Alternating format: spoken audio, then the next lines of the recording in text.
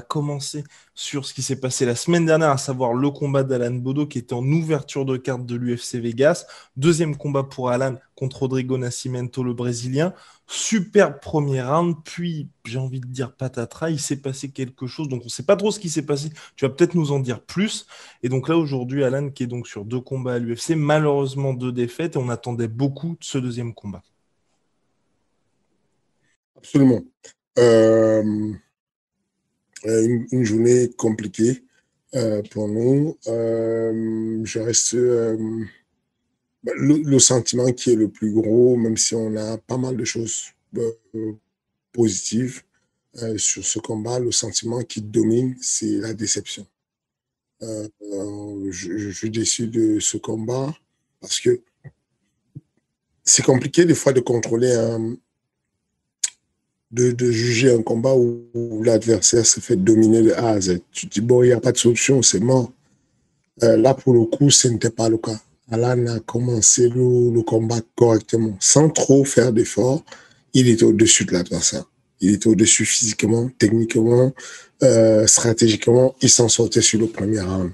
Et ensuite est arrivé ce deuxième round, ce second round où il a pris un premier coup qu'il a un peu, qui lui a, qui l'a mis mal à l'aise. Ensuite, il a pris un coup de pied dans les tibias, pas, enfin, un coup de pied qui n'a pas été mis intentionnellement, bien entendu, mais ça arrive, surtout au MMA, et ça a changé le cours de l'histoire. Parce que du coup, Alan n'était plus le même, il était dans le combat. Il était dans l'octogone, mais sans être dans le combat. Il n'était plus là, il n'était plus présent, il était absent. Euh, je suis déçu parce que il lui a manqué quelque chose que je ne peux pas enseigner. Je peux conseiller, je peux lui pointer du doigt ce qui a manqué, mais il va falloir qu'il se bouge lui-même. Donc, tu le disais, les 2h30 du matin à Vegas, à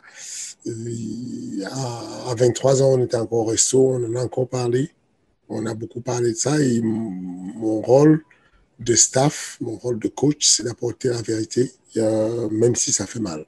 Ça a Mhm. beaucoup fait mal à tous les deux. C'est très gênant d'avoir cette conversation, mais j'en suis sorti satisfait parce que je sais que j'ai accompli mon devoir.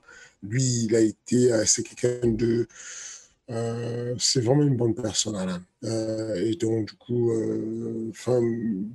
je peux parler du contenu de notre conversation parce que je sais que j'ai déjà fait avec lui, déjà. Et au-delà de ça, je sais il comprend ce que je veux dire. En tout cas, il m'a donné l'impression qu'il comprenait ce que je veux dire. Il est très affecté par cette défaite, mais je suis persuadé qu'on peut se lamenter, s'apitoyer sur notre sort, ou on peut bouger et décider de changer les choses. Euh, les, les, on parle de corazon, de cœur, les Italiens parlent de grinta. C'est envie, c'est un mot, d'ailleurs, je ne sais pas ce que ça veut dire, grinta. C'est un mot qu'on utilise pour dire le courage, le cœur, la volonté, la grinta. Et il a ce truc-là qui s'est passé qui montre qu'il n'y avait pas le cœur. Il y avait, j'ai la raison pour laquelle on a sélectionné Alan pour pouvoir passer chez les poids lourds, c'était parce qu'on sait qu'il a les compétences chez les poids lourds. J'ai vu Alan mettre des complications à Cyril Gane aux entraînements, y compris un knockdown. J'ai vu Alan faire les projections à Francis Ngannou, à le contrôler au sol, à monter, le dominer sur les phases de combat.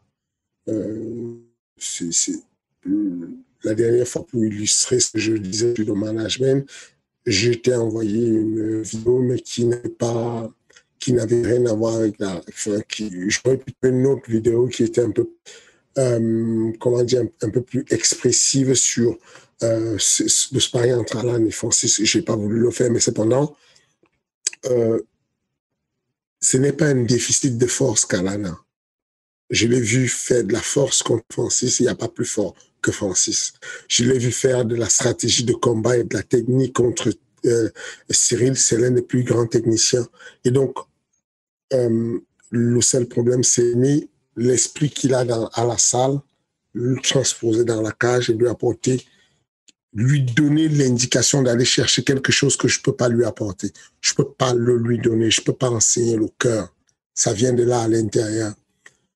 Il y a eu 2 personnes qui s'affrontaient. Nascimento contre Alan. Nascimento, au début, premier round, s'est fait dominer complètement. En boxe, en lutte, au sol. Il tentait de faire une projection à Alan. Alan le renverse, il prend le dessus, la montée, il lui met du ground and pound. On a même cru à un moment donné que le combat allait s'arrêter, que l'arbitre allait stopper le combat tellement Alan de lui-même. Et puis, non. Finalement, le combat s'arrête, on passe au deuxième round.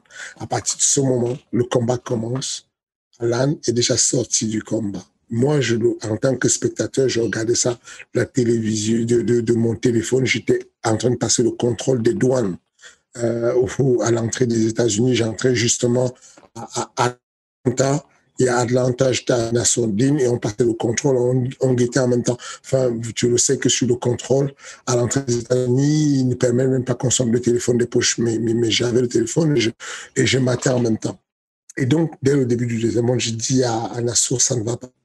Il vient de sortir du combat. Je sens qu'il est sorti du combat.